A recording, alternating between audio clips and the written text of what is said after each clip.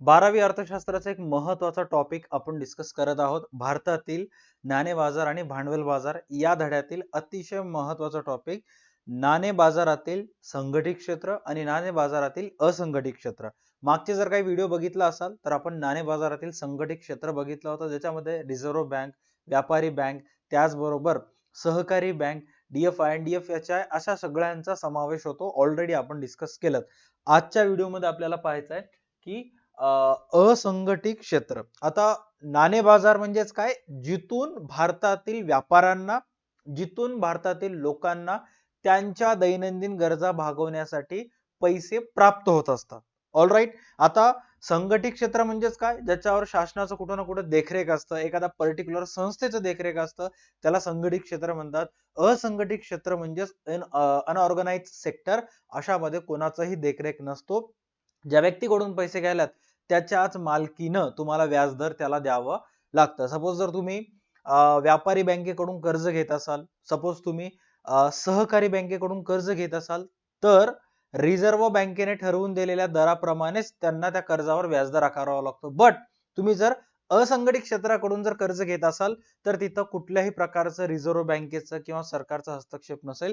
ते त्यांच्या मतानुसार सर्व गोष्टी मॅनेज करत असतात. आता इथं काय सांगण्यात आलेलं आहे चेक करा. असंघटित क्षेत्रामध्ये भारतातील असंघटित क्षेत्रातील रचनेबाबत चर्चा करूयात. भारतातील असंघटित नाणे बाजारात कोणाकोणाचा समावेश होतो? स्थानिक बँकर्स. स्थानिक बँकर्स म्हणजेच काय, स्थानिक तुमच्याच गावामध्ये कुठला एक मोठा नगरसेवक असेल, कुठला मोठा एक व्यापारी असेल, त्यानं स्वतःचा फायनान्स उघडला असेल, जिथं तो फायनान्स मध्ये लोकांना व्याजाने पैसे वगैरे देत असतो, त्याला स्थानिक बँकर्स असं म्हणतात. त्याचबरोबर सावकार, एखादा एक सावकार आहे जो त्याच्या ओळखीतल्या लोकांना व्याजानं पैसे वगैरे देत असेल, तर ते सुद्धा असंघटित क्षेत्रामध्ये येतात. आणि अनियंत्रित बिगर बँक वित्तीय मध्यस्थांचा समावेश होतो. जसे की ते अनेक जे महिला कामगार असतात, राईट, ह्यांच्यामध्ये एक फेमस वर्ड असतं, बीसीचं साहेब आलेला आहे, बीसीचं साहेब आलेला आहे, बीसीचा हप्ता भरायला चला चला चला, हे गोष्टी असतात ना, हे सर्व गोष्टी येत असतात या असंघटित क्षेत्रामध्ये. असंघटित नाणे बाजाराचे कार्य मोठ्या प्रमाणात ग्रामीण भागामध्ये आहे. राईट, करेक्ट आहे. पुस्तकीमध्ये जी दिलेली लाईन आहे की ग्रामीण भागामध्ये जे कामगार वर्ग असतो त्यांना पैशाची गरज असते आणि त्यावेळेस ते अशा असंघटित क्षेत्राचा पुरेपूर ते वापर करून घेत असतात. किंवा जर एखाद्या सर्वसाधारण कामगारांना पैसे पाहिजे असेल तर बँकमध्ये सगळ्या गोष्टी मॅनेज करणं अवघड असतं, त्यामुळे असे छोटे छोटे अनियंत्रित बिगर बँक वित्तीय मध्यस्थांकडून पैसे घेण्याला ते प्राधान्य देतात. आता सर्वात पहिला याच्यामध्ये येतो स्थानिक बँकर्स. स्थानिक बँकर्स बद्दल काय म्हणलेलं आहे चेक करा. तुम्हाला परीक्षेमध्ये प्रश्न येतो की नाणे बाजारातील असंघटित क्षेत्र स्पष्ट करा. नाणे बाजारातील, भारतीय नाणे बाजारातील असंघटित क्षेत्र स्पष्ट करा. तीनच तिथं पॉइंट लिहायचे. सर्वात पहिला स्थानिक बँकर्स, त्याच्यानंतर सावकार आणि त्याच्यानंतर अनियंत्रित बिगर बँका. हे तीन जर पॉइंट लिहिले, दॅट्स इट, 4 मार्क्स तुम्हाला पडले. हा प्रश्न 8 मार्काचा नाही, आला तर 4 मार्काचा येतो. आतापर्यंत मागच्या अनेक वर्षामध्ये बोर्डाला एकदाही हा प्रश्न आलेला नाहीये, 2021 पासून 25 पर्यंत. बट यावेळेस येण्याचे चान्सेस जास्त आहेत. ओके, त्याच्यामध्ये सर्वात पहिले चेक करा, स्थानिक बँकर्स हे वित्तीय मध्यस्थ असतात जे बँकेसारखेच कार्य करत असतात. स्थानिक बँकर काय असतात? एक प्रकारचं वित्तीय मध्यस्थ, पैसा देणारे मध्यस्थी लोक असतात जे बँकेसारखंच काम करतात. ते बहुतेक हुंडी सारख्या स्वदेशी अल्प मुदतीच्या पत साधनांमध्ये व्यवहार करत असतात. आता हुंडी म्हणजेच काय? हुंडीला मराठीमध्ये इंग्लिशमध्ये शब्द आहे बिल्स ऑफ एक्सचेंज. राईट, व्यापारी हुंडी किंवा व्यापारी पत्र. आता स्थानिक बँकर्स काय करत असतात? तुम्हाला पैसे तर देतात, बट ते तुमच्याकडून कागदपत्र ठेवून घेत असतात. काहीतरी एक लीगल डॉक्युमेंट दे, सिग्नेचर कर, सोनं गहाण ठेव, राईट, जमिनीची कागदपत्र दे. बँका जसं करायला तसंच ह्यांनी पण करतात. फक्त एवढंच आहे, बँक हा संघटित क्षेत्रामध्ये येतं आणि हे जे छोटे मोठे फायनान्स असतात ते असंघटित क्षेत्रामध्ये येत असतात. उदाहरणार्थ, तुम्ही जर एखादा एक आडत व्यापारी असाल तर तुम्ही काय करत असता? शेतकऱ्यांकडून धान्य वगैरे घेत असता आणि मग हे सर्व धान्य तुम्ही बाजारभाव येजेपर्यंत, मॅडमनं तुम्हाला व्यवसाय सेवा चॅप्टर मध्ये शिकवलं असेल की गोदामामध्ये साठवणूक केली जाते जेणेकरून किंमत वाढावी म्हणून. मग हे सगळे अडते लोक काय करत असतात? हे सगळं माल बाजारभाव वाढूजेपर्यंत गोदामामध्ये साठवून ठेवतात आणि गोदामामध्ये माल साठवून ठेवल्यानंतर वेअरहाऊस वाला त्यांना पावती देतो की बाबा आमच्या वेअरहाऊस मध्ये या व्यक्तीची एवढे एवढे धान्य आहेत, जोपर्यंत ही पावती तो वापस आणत नाही तोपर्यंत धान्य त्याला मिळत नाही. इनडायरेक्टली तो एक प्रूफ असतो. आणि मग ह्या वेअरहाऊसच्या पावत्यांवर सुद्धा तुम्हाला जर पैसे हवे असतील तर ते सुद्धा तुम्हाला कर्ज मिळू शकतात. काय सांगण्यात आलेलं आहे चेक करा. हुंडी सारख्या स्वदेशी अल्प मुदतीच्या पतसाधनांमध्ये, पतसाधना म्हणजेच काय की कागदपत्र ठेवणं, त्याच्यावर तुम्हाला कर्ज भेटत असतं. हे कोणाकडून भेटत असतात? स्थानिक बँकर्स. आता तुम्ही बँकेमध्ये गेलात, बँक पण देते, बट बँकेमध्ये प्रोसिजर थोडं लांबते, राईट, किचकट काम असते.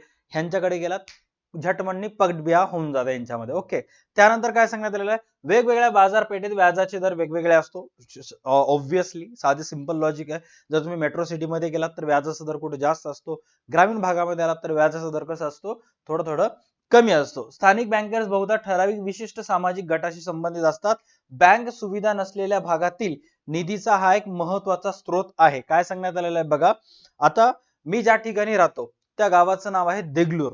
ओके, देगलूर मध्ये एसबीआय बँक आहे, आयसीआयसीआय बँक आहे, जवळपास एचडीएफसी बँक आहे, ऍक्सिस बँक आहे, सगळे बँक आहेत. ओके, बट तुम्ही ज्या गावामध्ये राहता त्या ठिकाणी बँकच नसतील आणि तुम्हाला पैसे पाहिजे, बट त्या ठिकाणी स्थानिक बँकर्स असतील जे तुम्हाला अशा प्रकारचे पतसाधन घेऊन, तुमच्याकडून कागदपत्रे घेऊन तुम्हाला जर पैसे देत असतील तर तुम्ही त्यांच्याकडूनच घेता. कुठं गावाच्या शहराच्या ठिकाणी जा, त्या बँकेची चक्रा मारा, साहेबांच्या पाया पडा, लोन क्रेडिट करा, हे करा ते करा. टेम्पररी गोष्टी कालावधीसाठी तुम्हाला पैसे भेटायलेत, तुम्ही कोणाकडे जाणार? स्थानिक बँकर्स कडे जाणार. त्याच्यामुळे इथं काय सांगण्यात आलेलं आहे, बँक सुविधा नसलेल्या भागातील निधीचा हा एक महत्वाचा स्रोत आहे. आणि ज्या ठिकाणी बँक्स वगैरे नाहीयेत त्या ठिकाणच्या लोकांना जर पैसे पाहिजे असतील तर हा एक महत्वाचा स्रोत आहे. ते प्रत्यक्ष, नीट लक्ष द्या, ते प्रत्यक्ष शेती, व्यापार आणि उद्योगांना कर्ज पुरवठा करतात. आणि हे जे सगळे स्थानिक बँकर्स आहेत, असंही नाही मनमे आहे भज्जे काय कोणालाही देत नाहीत. एक जर समजा शेतीशी रिलेटेड असेल, शेतीची सातबाराचे कागदपत्र वगैरे ठेवून घेऊन करतात.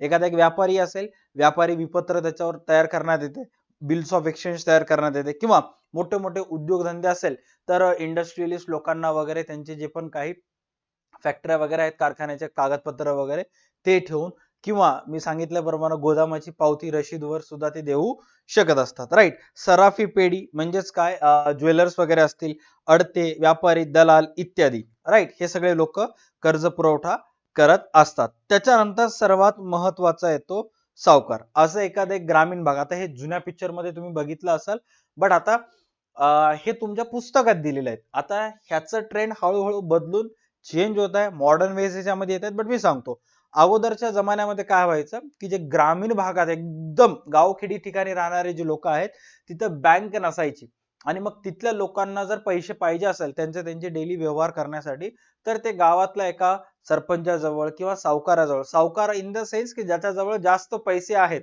जो व्याजी भट्टी करतो, त्याच्याकडे जाऊन ते पैसे घेत असत. हा, आता जो सावकार आहे तो काय विचार करतो, त्याचे पण मेहनतीने कमवलेले पैसे असतात की बाबा ह्या लोकांना जर बँकेत घ्यायचं असेल तर इथून गावाच्या ठिकाणी जा, पाया पडा, 1760 गोष्टी करा. हे काम त्यांचं वाचायला, ह्यांना बसल्या ठिकाणी मी पैसे द्यायलो. फरक एवढंच आहे, बँक 5% घ्यायली, मी 7% घ्यायलो, दॅट्स इट, एवढंच. राईट. आणि बँक तुम्हाला कागदपत्र वगैरे मागते, मी काही कागदपत्र वगैरे मागत नाही, तोंड ओळखणं माणुसकीच्या नात्याने मी द्यायलो.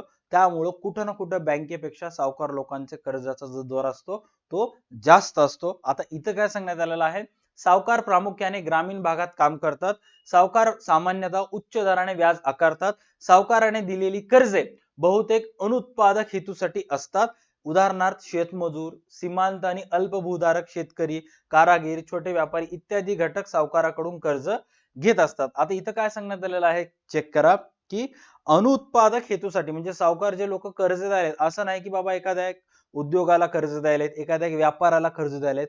हे जे सावकार लोक पुस्तकामध्ये दिलेल्या माहितीनुसार अशा लोकांना पैसे देतात की ज्यांना 10,000ची गरज आहे, 5,000ची गरज आहे, 20,000ची गरज आहे, अशा लोकांना पैसे देत असतात. आणि हे जे गोष्ट जे पुस्तकामध्ये सांगण्यात आलेली आहे हे अतिशय करेक्ट आहे. कारण सावकार लोक जर 15 लाख 20 लाख देऊ शकले तर मग ते पॉसिबल नाही. कारण करंट सिच्युएशन मध्ये जर बघायला गेलं, आपल्या अनेक महाराष्ट्रातल्या अनेक गावांमध्ये ओके जवळपास 70% गावांमध्ये 70% बिझनेसमॅन जे आहेत ते आज सुद्धा व्याजी भट्टी करतात. एकच काम करायचं, एक 15-20 वर्ष दुकान चांगलं टाकायचं आणि गिऱ्हाईक वगैरे करायची, थोडंसं हार्डवर्क करायचं, मोठ्या शहराच्या ठिकाणी जाऊन वस्तू आणायचे, पहिले 10 वर्ष संघर्ष करायचं, एक 20-25 लाख कॅपिटल 30 लाख जमा झालं की मग दुकान फक्त ते नावाला ठेवतात. बट त्या दुकानाच्या अंडर मध्ये झालं तेवढं गिऱ्हाईक करतात, बाकीचं भाडमध्ये जाऊ द्या. आणि तो जो व्यापारी आहे, तो जो सावकार आहे, तो जो व्यापारी दुकानात बसलेला व्यक्ती आहे, तो व्याजानं पैसे देतो. आता माझ्या ओळखीमध्ये सुद्धा असे अनेक जण आहेत की दुकान फक्त नावाला थाटून ठेवलेलं आहे. ज्वेलर्स, मोबाईल शॉपिंग, फलाना ढिमकाना, मध्ये दिवसभर बसून निवांत रील स्क्रोल करत राहणार, तरी सुद्धा ह्याच्याजवळ पैसे कसे आलेत?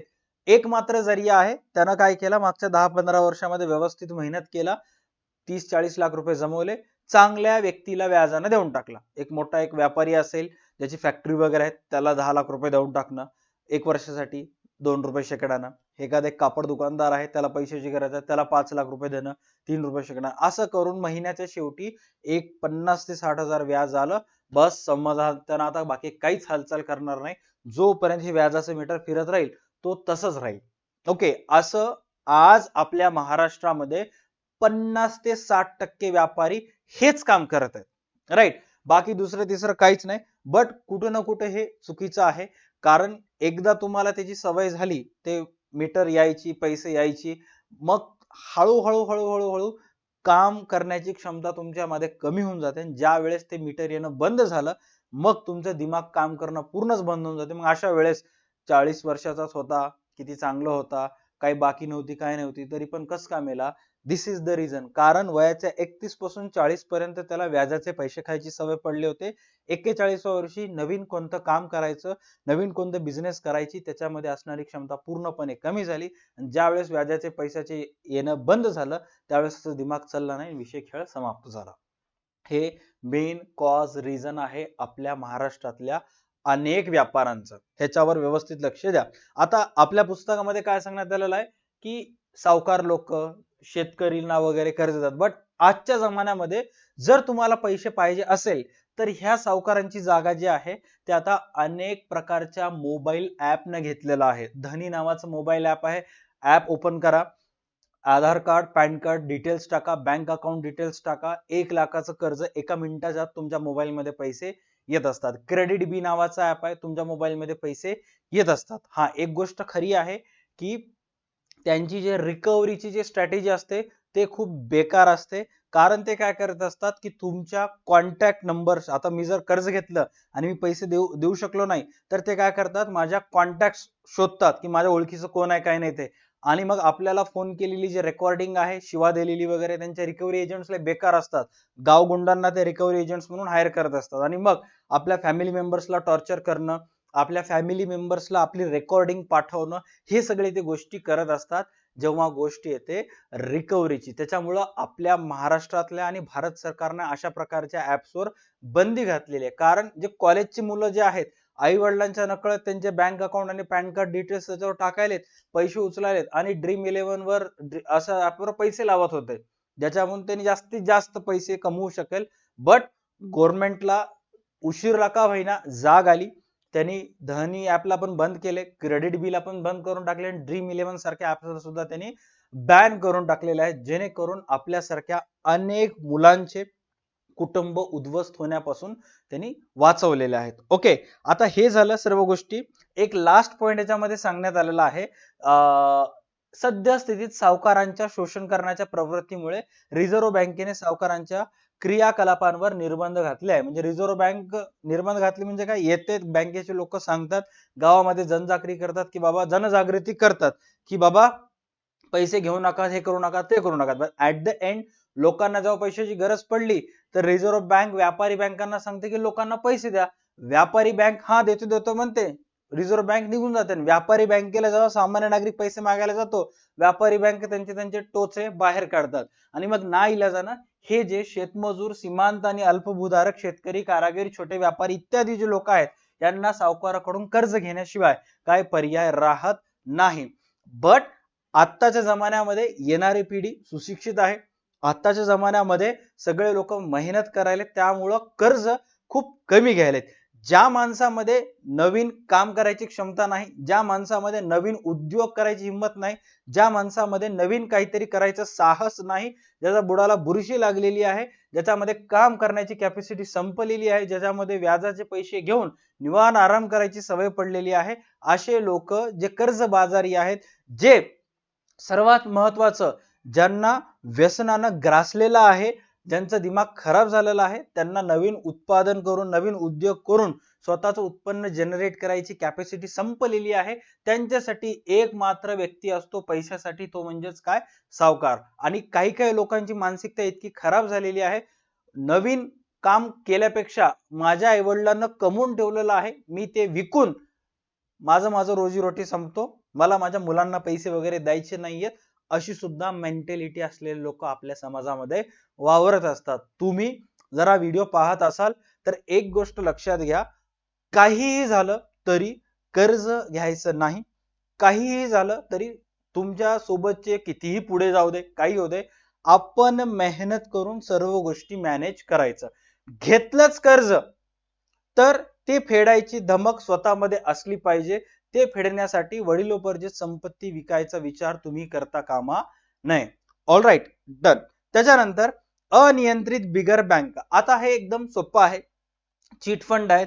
बीसी सारखं मी सांगितलं होतं की 100 व्यापारी एकत्रित येतात. नीट लक्ष द्या, 100 व्यापारी एकत्रित येतात, दर महिन्याला 1-1 लाख रुपये देतात.